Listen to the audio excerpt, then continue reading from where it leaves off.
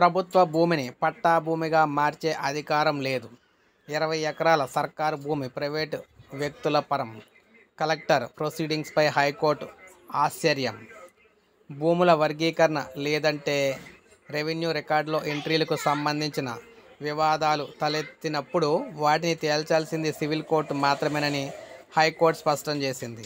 ప్రభుత్వ భూమిని పట్టా భూమిగా మార్చే అధికారం, కొత్త సర్వే నెంబర్లు కేటాయించే అధికారం అధికారులకు లేదని చెప్పింది.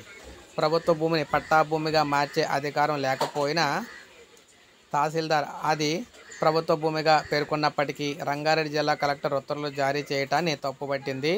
2022-23లో కలెక్టర్ ప్రొసీడింగ్స్ను సవాల్ చేస్తూ ఎర్రపోతు శైలజ హైకోర్టులో పిటిషన్ దాఖలు చేశారు. దీనిపై జస్టిస్ సివి భాస్కర్ రెడ్డి విచారణ చేపట్టారు. పిటిషనర్ న్యాయవాది బరస అనంత నాగేశ్వర వాదన వినిపించారు.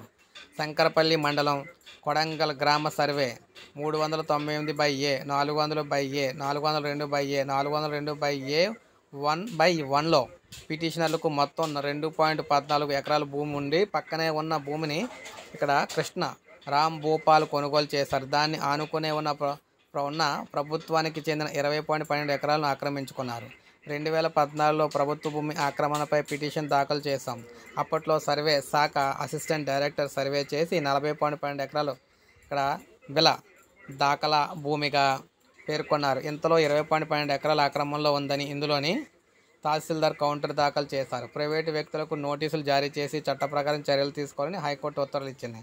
ఇక బిల దాఖలా భూమిని పట్టా భూమిగా పేర్కొంటూ విలేజ్ మ్యాప్ను సవరించాలంటూ 2002లో కలెక్టర్ సర్వే శాఖకు ప్రొసీడింగ్ జారీ చేశారు. 2023లో కొత్త సర్వే నెంబర్లో ప్రైవేటు వ్యక్తుల పేర్లను రికార్డులో చేర్చారు.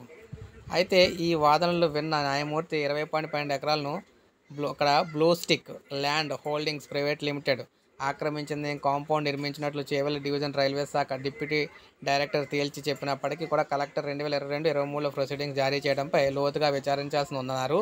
తదుపరి ఉత్తర్వులు అయితే జారీ చేసేదాకా ఆక్రమణలో ఉన్న భూములపై లావాదేవీలు అయితే నిర్వహించవద్దని చెప్పారు. సో ఈ విధంగా తెలంగాణలో భూములకు సంబంధించి ప్రభుత్వ భూమిని పట్టా భూమిగా మార్చేస్తున్నారన్నమాట అధికారులు. సో దీనికి సంబంధించి హైకోర్టు కీలక తీర్పు అయితే ఇవ్వబోతుంది. సో ఇది అప్డేట్. ఒక లైక్ చేయండి, సబ్స్క్రైబ్ చేసుకోండి, మన ఛానల్ సబ్స్క్రైబ్ చేసుకొని ఫాలో అవుతున్నాను.